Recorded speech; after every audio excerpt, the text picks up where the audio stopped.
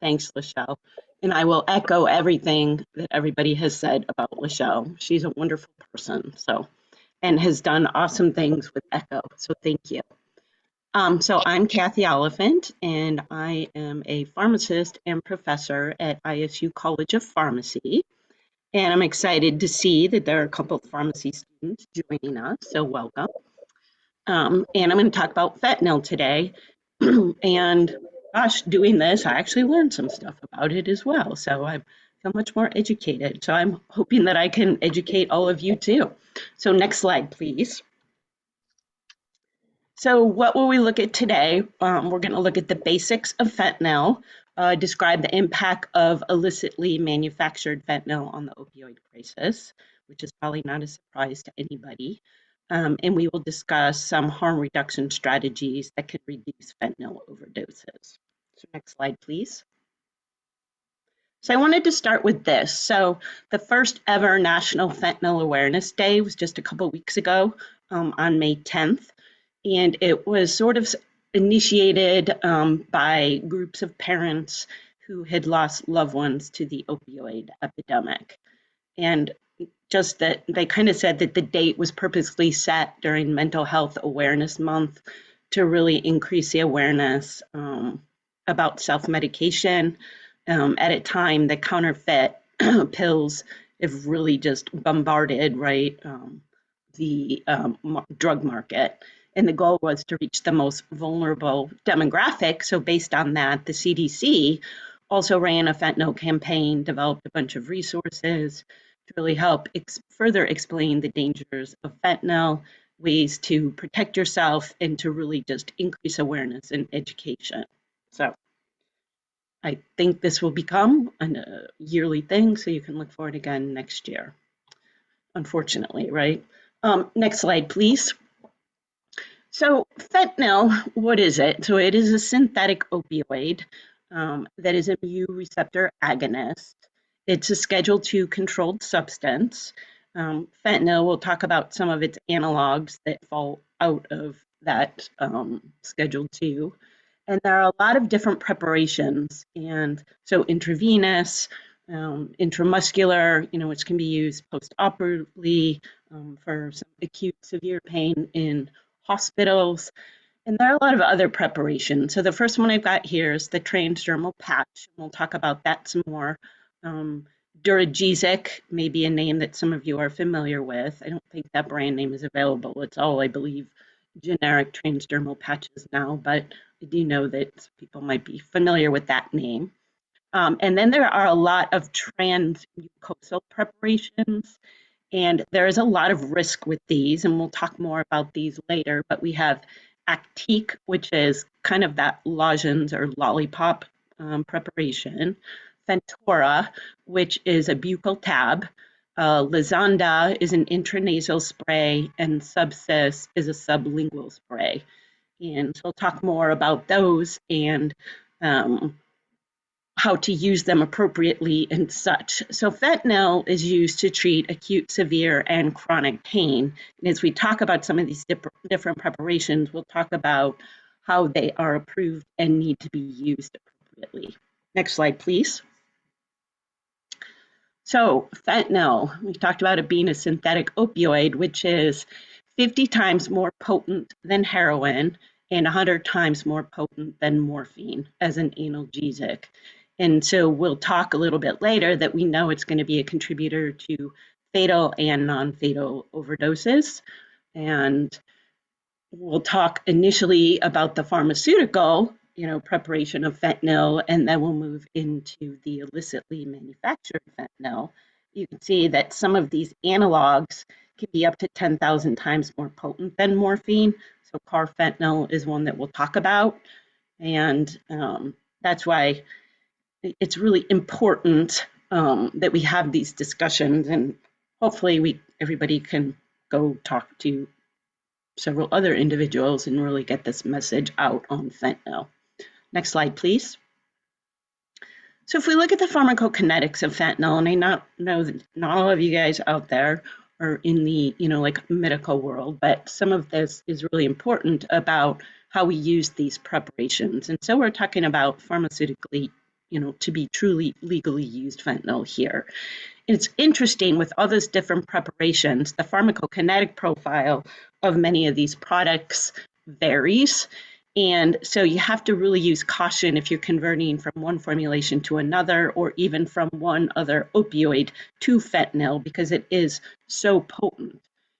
And we're going to talk about how highly lipophilic it is. And this is going to contribute to, well, at least reading a lot of things and just understanding the pharmacokinetics and such. I believe that this is probably the biggest reason that it contributes to so many fatal overdoses. So it has very rapid entry into the CNS due to its lipophilicity. And so it has a very rapid onset in a short duration of effects. So it's kind of like quick in, quick out, but that can change based on the dosage and how long someone's been consistently using fentanyl. Because what it will do, it will rapidly cross into the CNS, and then it will also then distribute into other highly lipophilic tissues. But if they have enough fentanyl on board, it can stay in the CNS longer. So that makes it, the window of opportunity for a successful intervention in an overdose is pretty short. Whereas, we kind of talk about heroin, overdoses may not be lethal for maybe 20 to 30 minutes. It's highly lipid as well, but it gets converted into morphine, right? And morphine is much less lipid.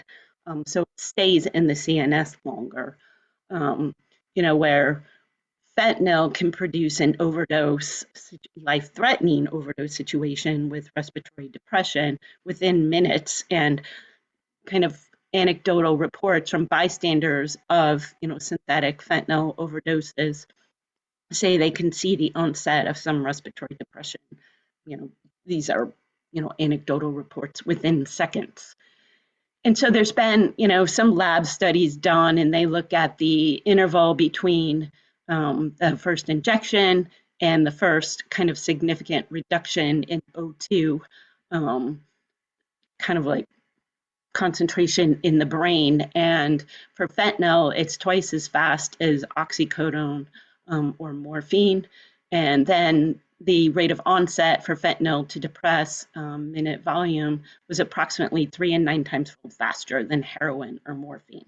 So if you look at it that way, it's super scary, very, very potent. So onset of action is dependent on the formulation. IV is immediate. Intramuscular, it's within about 7-ish minutes. Now the transdermal patch, we'll talk more about it because the way it distributes the medication, you don't get immediate effect. You can start seeing some effect within about 6 hours, but the maximal effect can take much, much longer than that. Transmucosal preparations, so these are immediately released between 5 and 15 minutes for the onset of action. You can see the duration varies on the preparation. The transdermal, it stays on for 72 hours, but you get prolonged effects. And then the transmucosal, the respiratory effect can be much greater than the analgesic effect. And it's interesting because the half-life is kind of not consistent with the duration. And so it can be affected by various factors because it undergoes this multi-compartment distribution and how it affects different tissues and exerts its effects. So next slide, please. So a little bit more on pharmacokinetics. The absorption is very dependent on the formulation. If we look at some mucosal formulations, so that the buccal tablet and the lozenge both get between up to about 50% absorbed in the buccal mucosa, and then the rest is absorbed from the GI tract from the fentanyl that gets swallowed in saliva based on it being in the mouth cavity. It's primarily excreted via urine as inactive metabolites. And so based on that, really don't have to dose adjust in renal impairment. However, there is, some recommendations that you may consider starting at a lower dose in patients with renal impairment. Next slide, please. So it carries a slew of boxed warnings, not surprisingly, if you think about how potent and rapid its effects are. So life-threatening respiratory depression, patients should be monitored very closely during use, especially initiation or dosage increases. The use of those, transmucosal products, which are the immediately released products, they have contraindications, so they're not to be used in the management of acute or post-op pain or in opioid non-tolerant patients due to the significant potential for respiratory depression that can be fatal. The transdermal products are contraindicated for use in non-opioid tolerant patients. And again, it's due to the risk of this fatal respiratory depression. It is metabolized through the P450 system, primarily the 3A4. And so use with either inhibitors or inducers can affect fentanyl concentrations. So if you use it with concomitant use with the 3A4 inhibitor, the fentanyl concentrations can increase, maybe to levels that could induce respiratory depression, coma, and or death. And if you stop an agent that's an inducer, the fentanyl concentrations can actually increase too high, right? So if you induce, you're dropping. If you take away that inducer, that's what can happen if you stop those agents. Concomitant use with other CNS and respiratory depressing acting medications can certainly increase that risk of fatal respiratory depression. Prolonged use of opioids during pregnancy, we know, can result in neonatal withdrawal syndrome, and naloxone should always be recommended, and hopefully that recommendation is uptaken by the patient for naloxone due to its potent respiratory depression effects. And then there is a REMS program, which we'll talk about in just a minute, for these transmucosal immediate release formulations.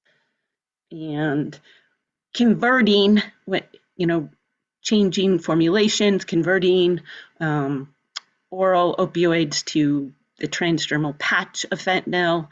You really have to be careful of how you do these conversions and always dose adjust downwards, because fentanyl is so potent, and then you can slowly titrate upwards if you do need more analgesic effect. Next slide, please. So let's talk about, so the REMS is the Risk Evaluation and Mitigation Strategy Program. It's an FDA required program designed to ensure, pretty much inform risk-benefit decisions when choosing these products, right? And it's to ensure appropriate use of these transmucosal immediate release fentanyl products, because we just talked about how rapid their absorption is, that can, lead to really quite quick, potent and fatal respiratory depression. And so these products, again, are the Actique, the Fentora, the Lizanda, and Subsys. And so those are either the, lingual sprays, the buccal tablets, and such. And so what's kind of important, if you haven't prescribed these, that both prescribers and pharmacies, as well as wholesalers, must be enrolled and certified in these transmucosal immediate release fentanyl products, the REMS program, to prescribe, receive, and dispense these products. So if any of these, the prescribers or pharmacies, are not enrolled, the patient cannot receive these products. And we've kind of talked about why, right? There's definitely risk for accidental exposure, misuse, abuse, addiction, and overdose with these agents. Next slide, please. Okay, so let's talk about transdermal fentanyl. Like I said, this was Duragesic patch, and it should not be used in non-opioid tolerant patients, really. So pharmacists as well as providers really have to do due diligence, that it should only be used in patients with chronic pain who have been taking 60 or more milligrams per day of oral morphine or equivalent, right? And that's to ensure that there's tolerance. And so, even transdermal fentanyl patches can have some pretty significant adverse effects. So again, pharmacokinetics can vary among patients, but steady state after initiating therapy occurs by day 6, which would be 2 sequential 72-hour patch applications. Each time you put it on, it takes anywhere from 20 to 72 hours-ish to reach maximal concentration. And the big thing is even after you remove the patch, the analgesic effects continue for at least 24 hours because it's kind of interesting. So there's a transdermal matrix that the fentanyl is in, and that's placed on your skin, and it will kind of distribute out from the patch into the skin, which is the depot layer. So your stratum corneum and the epidermis layers act as that depot, which the fentanyl is then slowly released from the dermis layers through various blood vessels into the body at a pretty consistent rate after about the initial 12 to 24 hours of patch application. And so, like I said, it's a pretty interesting product, and you keep it on for 72 hours. And like I said, once you take it off, there's still some drug left in the skin that can be distributed for pain control. The big thing is that patients wearing these patches should not expose that area of skin to extremes of temperature. So they shouldn't be using a heating pad, using electric blankets, taking hot baths, saunas, as heat can increase the absorption, and there are case reports of fentanyl respiratory depression and overdoses based on this. And so the patches come in many different strengths. You guys can see them all listed there. And each of those is, so say the 12, it's actually a 12.5 microgram per hour dosage delivery with that patch meant to last for 72 hours. And it's recommended that, based on whatever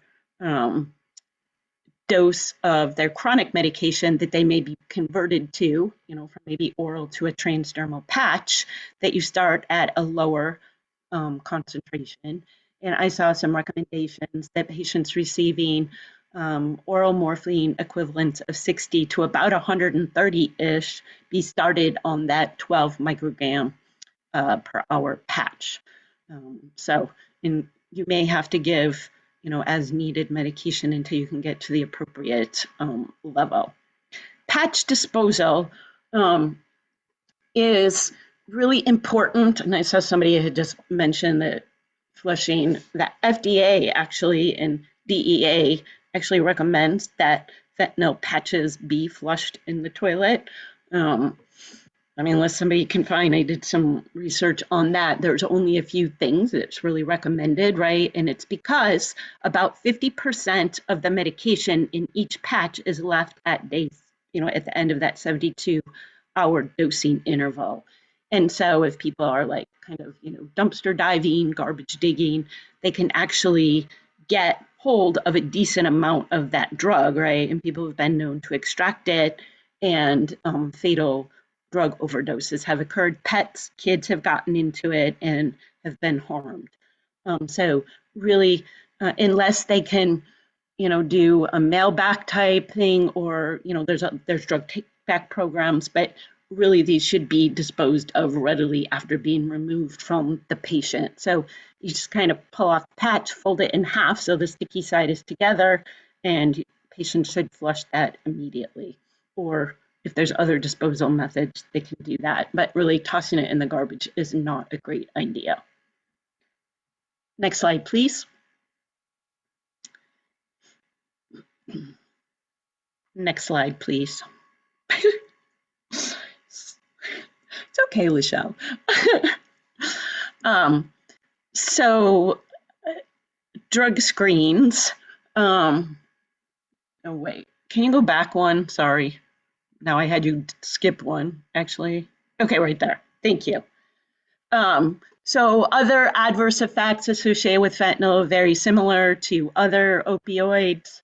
Analgesia, sedation, nausea, vomiting, itching, obviously the respiratory depression. Fentanyl, though, is less hypotensive than many of our other opioids due to the lack of histamine release. Um, it also can cause serotonin syndrome because it has these 5-hydroxytryptamine 1A agonist properties. So it should be used with caution with other agents, other serotonergic medications, SSRIs, SNRIs, just some examples, as well as precautions with other CNS depressing agents. Okay, next slide, please. Okay, so please, anybody hop in, Todd, Rick. So from what I could see, most common drug testing panels do not test for fentanyl. And so you have to request a different panel or a specific test from what I've seen. And that's kind of what I see as well in some of our testing that we see in the hospital. And so most of them do not test for these synthetic opioids. So providers need to be aware of that, that just because it's not seen on there doesn't mean that the patient didn't have fentanyl. And after you order a fentanyl specific test, how long does it stick around? So a person could test positive for fentanyl on a urine test for 24 to 72 hours post their last use of it. And then there are a number of other ways it can be used to detect fentanyl.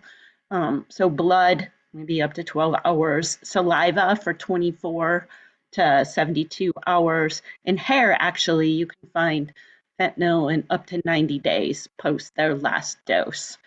And so fentanyl does have metabolites, norfentanyl being a big one, and they can be detected as well in urine. It's kind of interesting, right, as we move into the illicit use of fentanyl, it being such a big agent that, is put into counterfeit pills as well as mixed with many other agents, that we don't have, kind of a standard screen that we have for this. And there's a lot, being called for, if you kind of look through the internet on, some of the controversies, that it's not considered part of the federal 5 of being tested. So next slide, please. Okay. There are some analogs that might be missed with the test. Yeah. And there's point of care fentanyl tests, which they're trying to get out of the hands of users. In some states, they're considered like drug paraphernalia, and people can get in trouble. I'm not actually sure what the laws are in Idaho regarding that. They're illegal. And I actually have a slide on that, Todd. Oh, sorry. Okay, go ahead. No, you're fine. But yes, unfortunately, they are illegal here. So, yeah, those point of care tests. But they're definitely point of care tests that you can have in your office as well. But again, they can miss analogs. So you can't really completely rule out fentanyl use with them. Exactly. That's a really good point. And that might be the same with, with the, the regular sendouts. I'm not sure. I know it's true with the point of care, they can miss the analogs. I think it's probably true with the, the in-lab non-point of care tests as well. Well, that's what I read, but I'm not as familiar with some of those. So that's why I didn't know if anybody else had any other information. Okay. So we can talk about illicitly manufactured fentanyl, primarily imported from China and Mexico, and then it's mixed with other substances. And we've talked a lot about the various substances that are illicitly obtained out in the community, anywhere from marijuana to heroin, any of our other opioids that are illicitly produced out there for counterfeit, in ADHD medications. So pretty significant, the big scope that fentanyl is available in. And the big thing is there's who knows how much is in these products, right? And kind of like what Todd was just talking about, these point of care tests that I'll talk about in just a bit, really important to be used, that can help users identify if there's fentanyl in the products that they've obtained illicitly. So it can be, it's it's white, and so it can be mixed into so many of these, and there's DEA agents and other, high-level labs that can't even tell, just from looking at a tablet if fentanyl is mixed into it. And I even saw where experienced heroin users can't tell. Maybe the rush isn't as quick with fentanyl if it's mixed in with heroin, but otherwise they can't tell either. And so very rapid respiratory depression and potentially death can occur. So next slide, please. So Todd kind of alluded to some of our analogs, and you can see there's a whole slew of analogs. So what they've done is they, place different functional group substitutions onto the fentanyl parents compound, and it alters the pharmacokinetic and pharmacologic effects of these, making them more potent than fentanyl. And you can see that carfentanil, I've got it next to a penny, a very, very small amount can lead to almost rapid death. And so carfentanil is 100 times more potent than fentanyl, 10,000 times more potent than morphine. Next slide, please.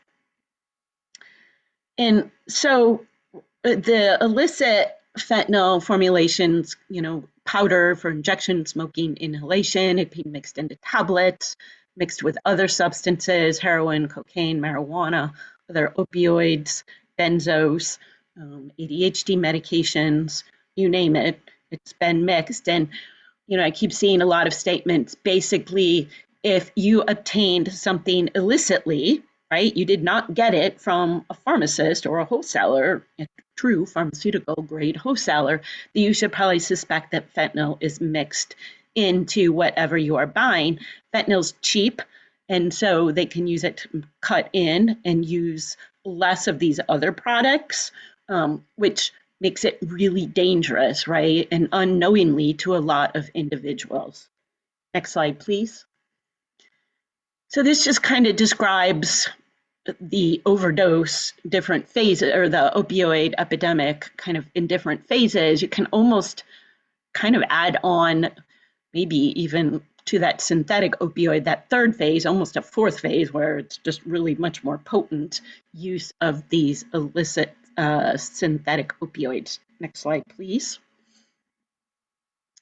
So I couldn't find a more updated chart. I have more updated numbers, but so this kind of just describes overdose deaths. And so this was in 2020, almost 92,000 persons died from drug overdoses. Next slide, please.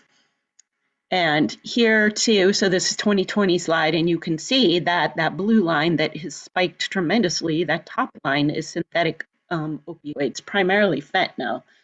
And if we look at information, next slide, please, we'll go to, this is recent data, right? So this is 2021. So provisional data from the CDC shows that almost 108,000 people died of drug overdoses in 21.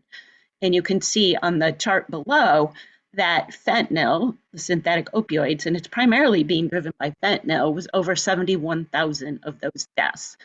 The year before, 2020, it was almost 58,000. And you can see increases in psychostimulants, which is meth, cocaine, and it's because they think that those death numbers have increased because the fentanyl is being mixed with a lot of those other substances, and so you're seeing increased death based on these, co-mixed, illicitly obtained formulations of medications. And so that, quite a substantial increase in the number of individuals who have died, in the last year, 2 years actually, during the pandemic. So next slide, please. This just kind of shows the significance of fentanyl being a key culprit in driving deaths. Next slide, please. So I thought this was interesting that both older individuals, Medicare aged and up, were dying of increased rates because they were unable to pay for some of these medications. So they've turned to illicit ways to get medications, as well as teenagers. And so over the past couple of years, if you look at drug use has not increased tremendously. It's a lot of people are talking about like the potency of the medications likely due to fentanyl being in a lot of these other illicitly obtained medications. And you can see with teenagers that their fentanyl-related deaths have almost doubled during the pandemic. If you look at in 2010, there were 2.4 deaths per 100,000. And in 2020, that was almost doubled at 4.57. And then there was another increase during the first 6 months of 21. And so a lot of calling out for more education in this age group. They're more likely to obtain pills or things that aren't going to be injected because they're less likely to inject. And so getting the word out that fentanyl is in these counterfeit pills is really important. Next slide, please. So this is what Todd was talking about, these fentanyl test strips. And, it is truly a harm reduction strategy. And so what these test strips are about $1 per test strip. And we did mention they are illegal in Idaho, so they are considered drug paraphernalia. Idaho is not the only state in the country, quite a few states that it is still considered drug paraphernalia and illegal, but more and more states are moving to allow fentanyl test strips to be legal. So like I said, they're pretty inexpensive, about $1, and the user can actually take a little bit of whatever substance they're going to use and add it to water, and then they dip the fentanyl test strip into it. They should lie that strip then onto a flat surface, and within minutes, I think up to 5 minutes, it's kind of like a pregnancy test, right? If one red stripe appears, there's fentanyl. If there's two, fentanyl wasn't seen in there. Now, it doesn't tell you how much fentanyl's in there, and they are actually pretty sensitive. And so they are pretty good use, at least to know if fentanyl's in it. But like I said, if it's positive, it doesn't tell you how much, and then it can let the user know, well, there's fentanyl in here. My risk of overdose is much greater, so they could choose not to use whatever substance they've bought, or make sure they have naloxone, on hand, and hopefully to let somebody know that there is fentanyl in that, and likely overdose situation may occur very rapidly. So, I think there was a comment, right, from Yeah, Randy, do you want to unmute and remind us who you are and set us straight? Yeah, hi everybody. My name is Randy Pedersen. I'm with the Department of Health and Welfare, and I do a lot of work in harm reduction. I'm the syringe exchange program manager at the state. And yeah, I just wanted to clarify, you guys are exactly right that the off-label use of fentanyl test strips by the harm reduction community is considered paraphernalia under Idaho's paraphernalia law. And it falls under a category that doesn't allow folks to test for the purity of drugs prior to sale or consumption. But I think we've had a lot of questions and confusion among providers and the recovery community because these fentanyl test strips are certainly FDA approved to detect fentanyl in urine and can be used by clinicians, law enforcement. They're used by recovery centers, safe and sober housing. It's just the off-label use by the harm reduction community and people who use drugs that is illegal and considered paraphernalia. Which is unfortunate, right? Because it can definitely, harm reduction can save a life, right? If they know what they're using contains fentanyl. So, and like I said, most substances out there nowadays that are illicitly obtained, right, have fentanyl in it. Yeah, you're exactly right, Cathy. It's unfortunate. And I think we're all hopeful that there'll be some sort of change here in the law that would allow for this really important overdose prevention tool to be legal in Idaho. Amy, Randy, can I ask a question? Would that need to come from, because as a provider in the community, we all talk about these fentanyl strips, that they would be really good. But there doesn't seem to be any movement on it. I know I've heard from legislatures and some sort of old-fashioned law enforcement folks statements like, if we allow that, we're just encouraging people to use drugs. Is there any movement from DHW or Department of, I just forgot the name of the department, but to make push some legislation towards getting these to be able to be legal for folks that are struggling, who maybe aren't doing a fentanyl strip. I mean, if you're bringing your drugs in to test at our facility, that creates an awkward situation for everyone, right? There's a whole bunch of questions around that of who's in the wrong. But is there any movement towards pushing some legislation to allow these to be used as a harm reduction strategy in Idaho from the department or anyone else, the Office of Drug Policy? Yeah, so the department has done a lot of work to educate folks, and we actually have an evidence brief, so I'll try to see if that's been posted on our website that I can share with you all. But we've tried to do a lot of education to encourage this legislative change. We don't really have much power other than to educate. And honestly, like, our biggest barrier so far has been county prosecutors, just concerned about anything that would limit their ability to prosecute somebody. So, so it's definitely a group that we need to do some more education and engagement with.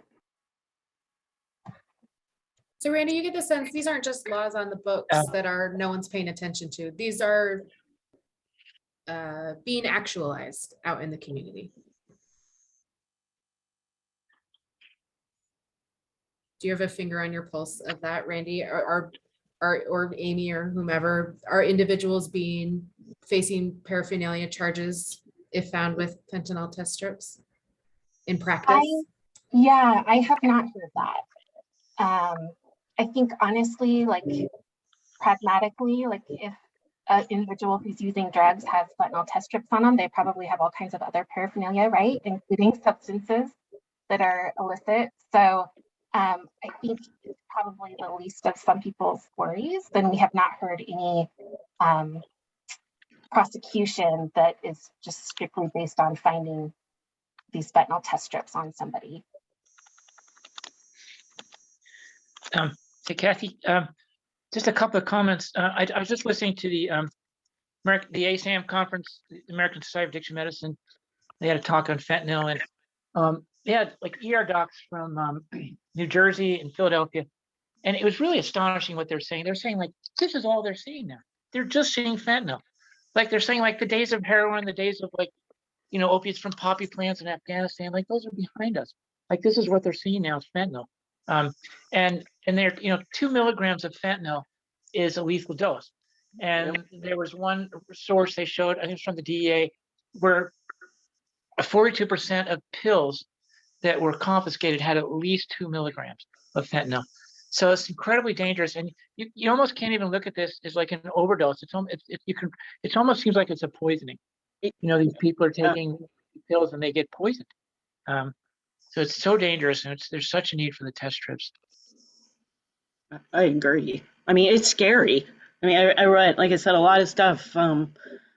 One thing, something out of Chicago, that over 90% of opioid-related overdose deaths in Cook County, which is where Chicago is, involved fentanyl last year. So kind of like what you're saying, Todd, right? And that's why so many statements were like, if you are obtaining things illicitly, you've got to assume that fentanyl's in there, and it's very dangerous, right? So using has become much more dangerous due to the potential of fentanyl being in it. And I can they gave a source for the test strips. It's called fentcheck.org. Just FENTCHECK.org. I'm on my phone. I'm not sure I can do a chat, but I'll send it to someone. We'll get it out during your lecture. Great. And I would concur with what you're saying, because I think sometimes there's a tendency to think, oh, well, people are using fentanyl, they know the fentanyl's in there. But what we're seeing right now as a provider for substance abuse counseling is that, and I know Brenda, I don't know if Brenda's on the line yet or not, but she talked about this last time too, is that, I mean, it's getting laced into everything, including marijuana. For adolescents, people recently started selling marijuana to adolescents. Not recently started selling to adolescents, but always have. But they started lacing it with fentanyl to get them sort of addicted to opiates and heroin. And so A lot of times people have no idea that there is fentanyl, and then all of a sudden they've overdosed, because a lot of times there's no safety formula for how much fentanyl you're adding to the batch. And just like when you make cookies and you get that piece that's not quite stirred up, boom, and so if you could test it before that, it may save your life. Do we condone continuing to do drugs? No, but it's the same thing as like when we started medication assisted treatment, right? Using Suboxone and methadone. Are we condoning? No, but it's providing a safe way that people aren't losing their lives, so that when they're ready, they can get help. Yes. And thanks, Laura. Laura put the Fent check. She put it in the chat, and that is the correct website. Thanks. Neil, do you want to hop in with your question? Yeah, just a quick comment. Here in Pocatello, or here at Health West at least, we've not been able to get fentanyl test strips through our usual suppliers. So I actually went on to Amazon recently, as we all know how to do, and ordered fentanyl test strips. Ironically, they are manufactured in China, and we have found them to be very useful in our clinic. What we've typically been doing is when we have somebody who pops with meth in their urine, then we'll go ahead and follow through with a fentanyl test strip, and about half of those are showing positive for fentanyl. Whoa. Randy, if folks don't want to order their test strips off of Amazon, how else can they get them? Yeah, the one manufacturer that I know of that has fentanyl test strips is called Btnx, and I can put a link in the chat. But I think they're pretty widely available from a number of different sources. And one thing to bear in mind, not saying that we shouldn't do this with fentanyl test strips, but if you're in a healthcare setting, so in a doctor's office, a hospital, something like that, if you buy these fentanyl test strips, they're not CLIA waived. And so you're kind of rolling the dice a little bit, because technically you shouldn't do them. I mean, according to the regulations, you can't do them in the office because they're only approved for forensic use. There's only one fentanyl point-of-care test that's approved. It's called Cephria, and it's in like a whole point-of-care cup. And it's very expensive. And so that's why it's not widely used. That's why neither of the hospitals in Boise, have a fentanyl point-of-care test. So if individuals buy a fentanyl test, of course there's nothing. Yeah, that's fine. I'm not saying that we shouldn't do it in the clinic, but just know that technically you're kind of breaking a regulation with the lab. Yeah, and I'm aware of that, and I'm just doing it just to get some information for me to pass along to my patients. I do have a question for people who know more about this than I do, but my understanding is that for folks who are actively engaged in an MAT program and they're on buprenorphine, buprenorphine does confer some protection against overdose against fentanyl, but not great. So I'm just wondering what the data is on that, i.e. how much protection is conferred by concomitant or concurrent use of buprenorphine.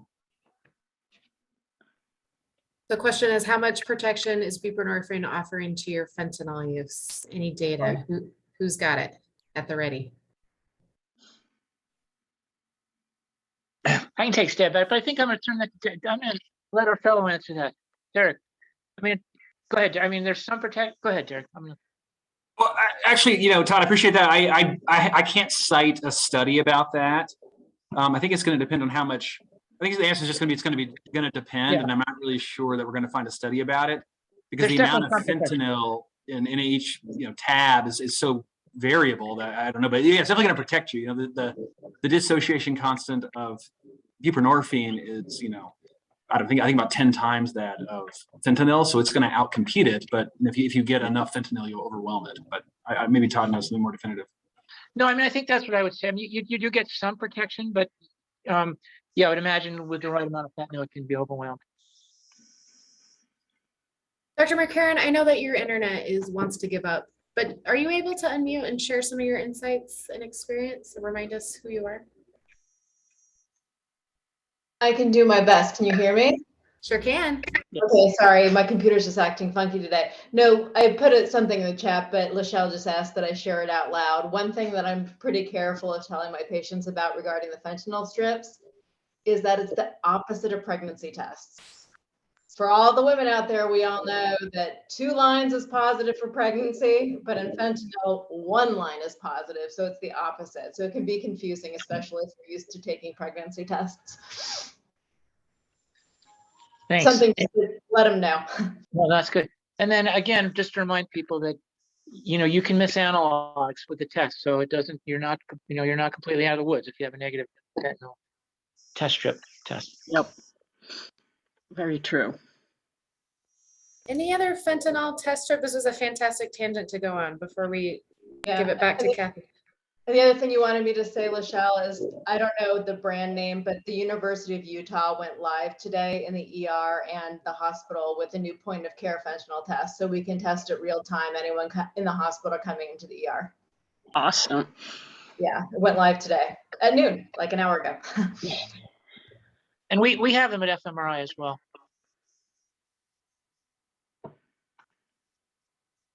Michelle, may I add something? This is Please. Randy again. Please. I just wanted to highlight to you with the fentanyl test strips, there are different ways to test substances, and then different volumes of water you want to add depending on what the substance is. So for example, you need to dilute down methamphetamine more, otherwise you'll get a false positive. So some kind of tips and tricks like that for patients you can certainly get from Idaho Harm Reduction Project or other exchanges across the state. We can share out more information and kind of some resources for people. Awesome. Thank you. All right, Cathy, pick her back up. Okay, so this is my last. So this is a big, I think initially there were some questions on, so naloxone use, yes, you should have naloxone on hand. Does it work with fentanyl? Yes. There's a lot of data out there though of kind of going back and forth. Do you need more naloxone to reverse a fentanyl overdose? So there's some data to suggest yes, and other data says no, you don't need it. So I just kind of tried to dig through a lot of things. I saw that the average number of naloxone administration, some places I saw was listed as a fentanyl overdose, some it was just opioid, which obviously could be fentanyl, too, range from 2 to 4 doses, so either 4 to 8 milligrams. In some cases, more were necessary. And some of it gets reported out as like IV equivalent, and such, so you have to kind of look at that. So it does appear that for a lot of cases there may be more amount of fentanyl that's needed. I actually did look at a couple studies out there that thought such high lipophilicity of fentanyl made it harder potentially for naloxone to work as efficiently, and the fact that it might bind to different areas on the mu receptor. So I don't, it didn't dig super deep into that, but so it may, but there's other reports that, you know, it can be reversed, but some of it's going to be how much, obviously fentanyl, right? We don't know because, you know, like many have said, that it's sort of random. You don't know how much fentanyl you're getting in anything. And so you can see, so the Narcan nasal spray is 4 milligrams. The Cloxato, which is the new nasal spray, is 8 milligrams. And then there's a new injectable kind of taking over from Ezio, but it's a 5 milligram, so it's an IM type sub-Q injection. So a little bit more potent than the Cloxato.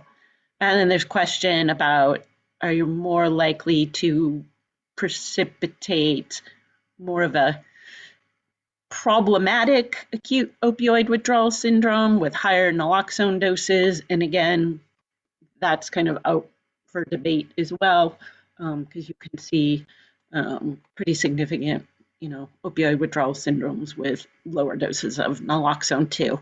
But yes, people should have naloxone if they're using, but realize that the 2 doses, right, that we always talk about having on hand may not be enough. So always calling for emergency medical services is really key. Yeah, I mean, there's a lot of, like you said, there's a lot of debate, and you know, certain, I mean, those doses they were given, but were they really needed to be given? You know, I mean, we don't need the patient to be wide awake. We need them to be breathing. I mean, a lot of this was coming from ER docs. When I was listening to the ASAM lectures, of course, these are ER docs that have people in a monitored situation. They do these titrations upwardly. But there are risks in putting someone in, significant with precipitated withdrawal. I mean, pulmonary edema is one. I actually hadn't heard that before, but they were talking about that a little bit. The other question is, did they wait long enough when they gave nasal naloxone? It's very possible in a lot of these cases they just kept pumping naloxone. They didn't really need to, but it's hard to say because if you weren't actually at the scene. Right. So, but definitely fentanyl is, more dangerous, more potent, and very rapid in its effects, including fatal respiratory depression. So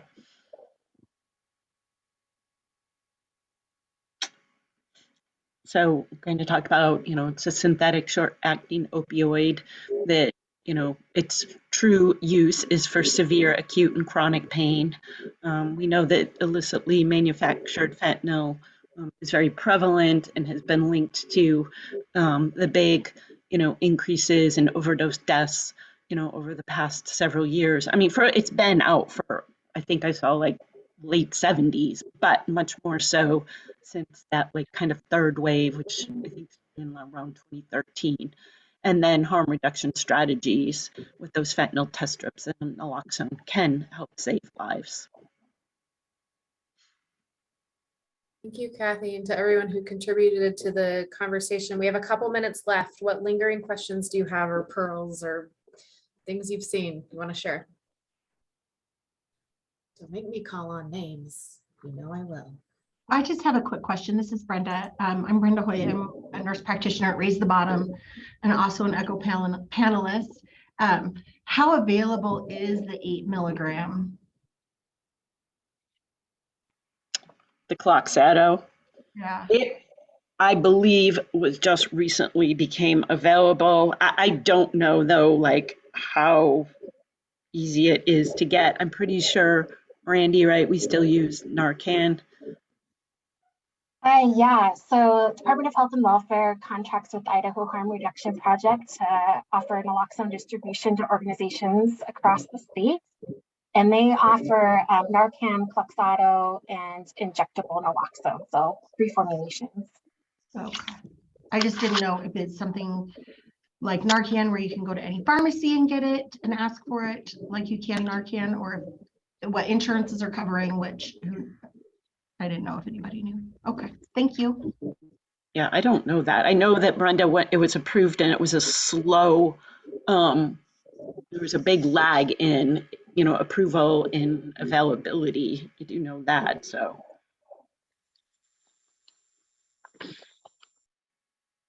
And Cathy, the Narcan 4 milligrams per nasal, or both of them? Like it's a 2-pack, right? Per. It's per, yes. So I think it initially came out as 2 and then they increased it to 4. What other questions? What are you seeing in clinic? What do you got? Nari, I see you. Yeah, I was just going to add a couple of things. So, what I have noticed is that mostly fentanyl is what's available. And you've probably heard of like the dirty 30s or the press blue tabs. So getting a good sense is kind of like what people are using is helpful in terms of like powder versus tablets. The other thing about like the press blue pills is like when people are using them, or they're just like, I've heard of chipping, like they will take like a bite off of them and take it orally. The potency really ranges in just like that tablet. So there's a lot of variation with like just that tablet, which can be very odd. So they don't really know exactly what they're going to be getting. I often see people who are using methamphetamines get very sleepy after they use meth. And so I ask them how they react or what happens after they use meth. And come to find out, like, they may have gotten like a bad source or, bad cut of it. But oftentimes it's like actually cut with fentanyl, and that's why they get sleepy. So kind of even if someone is using like just really any illicit substance, especially a stimulant where they should be getting more energetic, getting that like sympathomimetic effect from it, asking about like how their reaction is, because oftentimes people don't know that fentanyl is really popular, or well, is really kind of pervasive in the substances out there. So kind of informing them of that too. And then also when you're doing like urine drug testing, making sure that you are like having that conversation with your patients, like, you know, you told me you were using methamphetamines or using whatever other stimulants or benzo, but you know, it came back also with, you know, fentanyl, it came back with a bunch of other substances. And so just being really clear with people about what you're finding on their urine drug testing is really helpful and informative for people, because then they go back and they're like, oh my gosh, that dealer that I got it from gave me something that I wasn't expecting. I'm going to go talk to them. And, you know, hopefully it's another reason for them to not want to go back to using and to be really, really cautious, but just kind of thinking about ways to make sure that your patients are aware and not re-engaging in those behaviors if they can help it.